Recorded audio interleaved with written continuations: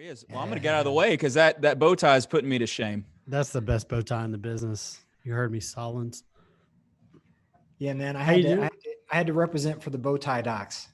I love it. I love it. Yeah. He was giving me a little slack about my goatee yesterday. So you're definitely carrying the bow tie today, my friend. Well, I want to introduce you first up here. Dr. Kervin Mack grew up in a military family.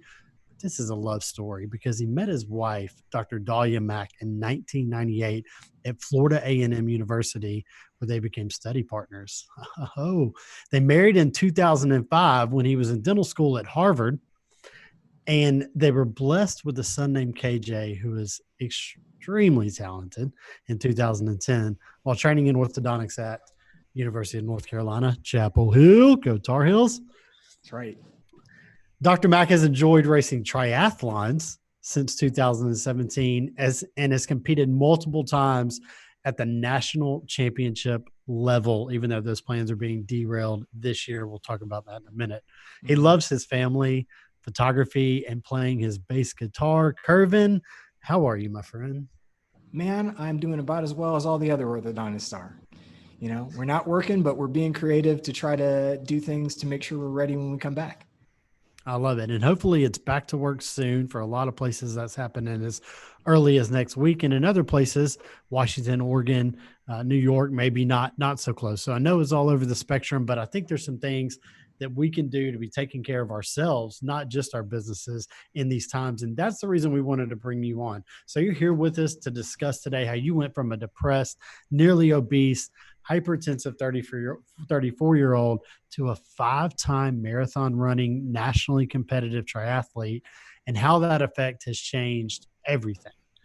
So let's talk about that. We want to talk about exercise, health, mental health during the show, and you're going to do all that with us. So why is it so important to invest in your health?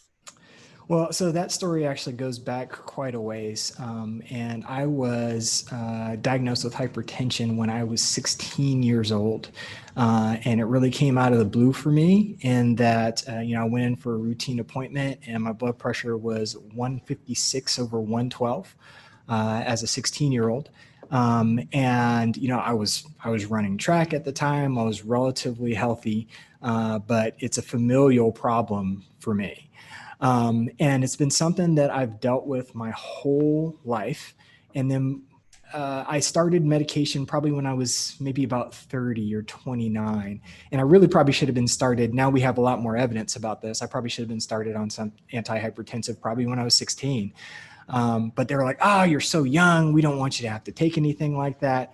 But the longer you spend with elevated blood pressure, the more likely you are to have stroke, all kinds of things that can happen, renal damage, all this stuff accumulates over time. It's not just stuff that happens instantaneously with spikes in blood pressure.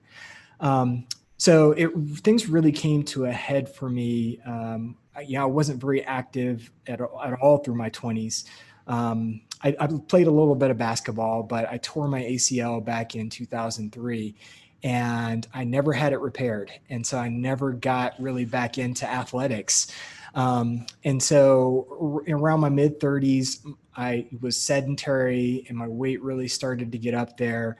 I was hypertensive and I didn't really realize how I was feeling about it until I saw a video of myself and my son at a water park. And I was just kind of putzing around, no energy. And I said, something's got to change. And it just so happened that my staff, my team, had decided to do a Biggest Loser competition at work. And I said, I want to participate. And they said, no, you can't. You're a man. You're going to drink water and you're going to lose 100 pounds. And I said, well, you know what? I'll sponsor the prize. I won't be eligible for the prize, but I just want to be involved. And so I started with just using an elliptical because I wanted to lose some weight before I started running or anything like that. And eventually I dropped almost 50 pounds. And my blood pressure is now normal with no medications. Funny thing is that I went to evaluate raising my life insurance. And I ended up with a higher amount of coverage at a lower cost than it was 5 years ago, because now I'm in the healthiest categories. I'm in the lowest risk categories. So it's been a really big change for me, not only in my health, but my physical health, but also just my mental health. That's amazing. Yeah. And I want to talk about your mental health, but before I jump to that, tell people how they can start to create habits. In your office, you guys created a Biggest Loser contest, so a little bit of competitive edge brought out in you there to get you started. But I think that's where so many people fall off with their exercises. They start and stop. How do you start and stay consistent? Well, the funny thing is, I actually didn't even win the competition. Another one of my staff members won the competition. She's managed to keep weight off through diet alone. She doesn't really exercise, but she's done it with diet. And the person that really got me going and got it to stick was Dr. Jacob Koch. And he presented a couple of years ago at the MKS Forum, and he talked about the don't break the chain method from Jerry Seinfeld. And so Jerry Seinfeld basically said, how do you get good at anything? And it's by doing it every day. So he said, I'm going to write jokes every day. And every day I write jokes, I'm going to put a big red X on the calendar. And I'm going to keep up with the number of days that I do it. And then eventually, it becomes kind of a self-sustaining thing. So, I'm on a chain right now that's about 90 days. But my longest chain consecutive of at least 15 minutes of exercise a day was 540 days. That's incredible. So, and the thing about these chains is it can go for 540 days, but even if it only goes for 8 or 9, and then you get right back to it, that's the key, right? Yeah, absolutely. And we actually started, we have a group called the #OrthoHealthTribe with a bunch of orthodontists that want to try to take care of our bodies and our mental health. And, just a little while ago, we just did a 10-day challenge. Just try to get out and get moving for 10 days in a row. And sometimes even just having like a number like 10, you really get to day 11, you're like, I don't want to take a day off on day 11. I might as well keep this going. So it's just really important to try to be consistent about getting these things going. I want to get, and I want you guys to take that seriously and think about that consistency and figure it out. And I struggle with it in my own life. Just get up and do it every day. And even if it's not the first thing you do, find that time at some point. Let's talk about mental health for a second, because I feel like that's something where people don't necessarily even know when the onset of their mental health issues are. You talked about that being in your mid-30s and saying you were depressed. How can people recognize that they're struggling with their mental health, and what can they do about it? So, I can't say that I was diagnosed with depression. I didn't really even realize how I felt until I saw myself and saw how I was behaving. Honestly, I would say that the best person to talk with is a mental health professional. I can't make a lot of specific recommendations about that. I just know the signs that I saw in myself. I wasn't really enjoying the things that I used to enjoy. And certainly there's all the criteria out there for clinical depression that are well published. But I saw that I wasn't enjoying the things that I used to enjoy. I wasn't wanting to do things. I was doing a lot of sitting around, just watching TV, spending a bunch of time on Facebook. And there's other little techniques that I've gotten from other people. Dr. Fagala actually gave me one. He probably is not aware of this. But I had a problem with, the first thing I would do when I wake up in the morning is I would get on my phone and get on Facebook. And I think he was the one that talked about charging your phone somewhere that's not by your bed. And so that was the thing that actually it changed a lot for me, because even once I started working out and exercising, I usually do it in the morning. But if I would wake up and get on my phone, I would get distracted, and all of a sudden it's like, oh, I don't have time to do anything anymore. I'm just got to shower and go to work. So really taking my phone and moving it across the room so that I have to physically get out of my bed if I'm going to pick up my phone made a huge difference for me.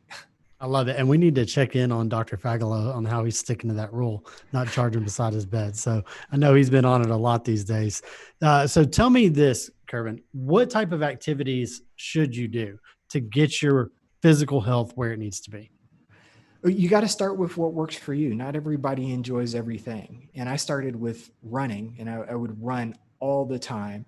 And as I mentioned before, I've got an unrepaired torn ACL in my left knee. And I would start to break down. After a certain amount of mileage, I would start to break down and I would end up injured. And now I can't run for 7 weeks. And so I needed to really mix things up. So that's when I actually bought a Peloton bike in November, maybe of 2017. And I got on that Peloton bike and I really enjoyed the kind of competitive aspect. And I will tell everybody, if you've ever followed me on that thing, my bike lies. I'm not as strong as it says it is. But however, that's what got me started. I said, oh, well, I'm pretty good at this. Maybe I should buy a real bike. So I started riding outdoors, which is something that I do have some talent for. And then once I was already running and riding, I said, well, I might as well swim and try a triathlon. So I got into triathlons in 2017. But, that's not for everybody. I know people that do P90X. I knew even walking is a great exercise if you do it long enough, right? So it's really a big part of it is about volume. Cycling works really nicely for me because I can do a lot of it and not really hurt afterwards. If I ride my bike for 3 hours and ride 60 miles, I can be okay the next day. If I run for 3 hours, I'm hurting the next day, right? So you got to figure out what works for you. Well, talk about some of the challenges, speaking of works for you, that exercises put you through. I remember a story you telling me in a triathlon when you were in a swim and damn near died. So why don't you share that story and talk about pushing yourself through things that you may not thought you could get through? Yeah. So in 2017 was when I did my first triathlon, and it was just something I said, I'm going to experiment with this. And it went fine. And I came out of it and said, that was fun, but I didn't do any more in 2017. In 2018, I did my first triathlon of the season in April, and I qualified for the national championships. I was the fastest in my age group, and I said, oh, wow, this is cool. I'm going to go compete in the national championships. So I went to the national championship. I had almost no experience with open water swimming. And here I am swimming almost a mile in Lake Erie in probably just about the choppiest conditions that have ever been in Lake Erie. In fact, one other competitor did die during the competition.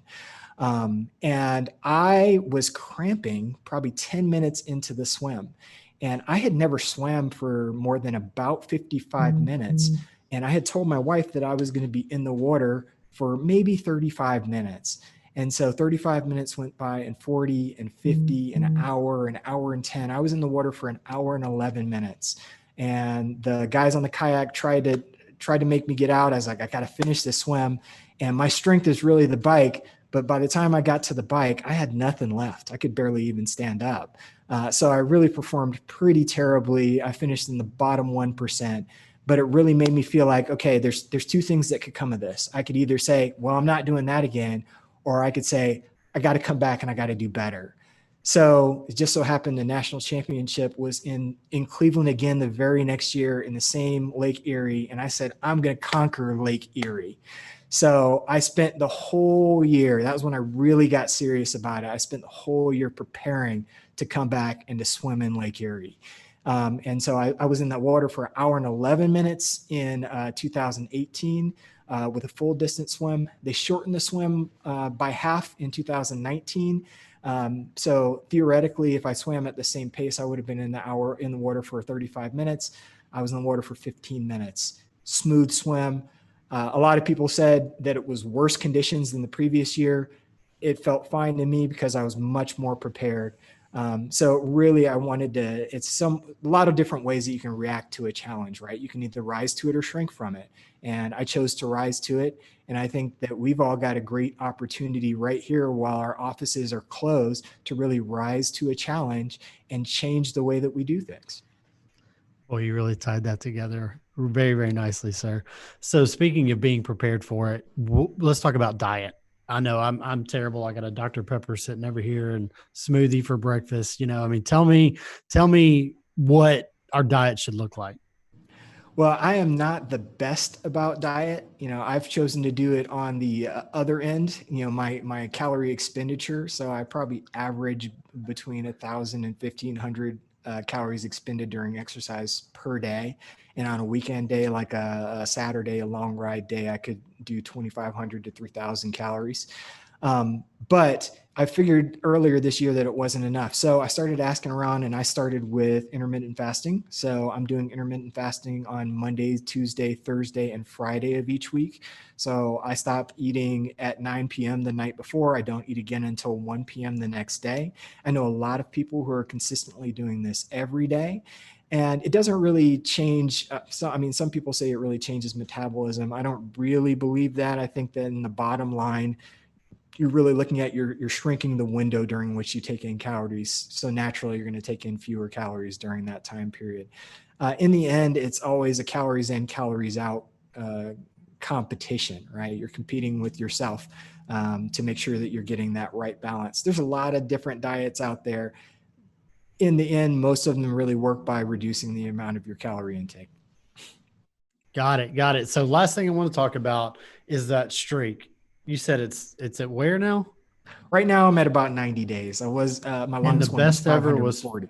540. So I hear there's a guy Silas Dudley out there that's over 1,000 right now. That's what I wanted to check in on. If you knew where my guy Cy Dudley was at. Now, is there a little bit of competition? I mean, you gotta beat that. I mean, is there ever a day you can take off? How do you get a streak going like that and maintain it? And then what breaks it? Honestly, when I broke my 540, I literally forgot. I set out my clothes for the next day, and I got in the bed and I woke up and I was like, I never did anything yesterday. Right. I even laid out the stuff for the next day. Right. And for me, it's really hard when I'm not streaking, because when I take one day off, it's very easy for me to take another day off because I don't have the number there to motivate me. But you got to get back on the horse at some point in time. And so I've never taken more than, since I started this, I've never taken more than 2 days off in a row. It's something that I wanted to be consistent about. I wanted to change my lifestyle. I wanted to do something as opposed to just going on a diet and losing some weight or something like that. I said, I got to change my lifestyle. And so for me, it works to exercise. For some other people, it's going to work to control their diets. And other people, it's going to be a combination of both.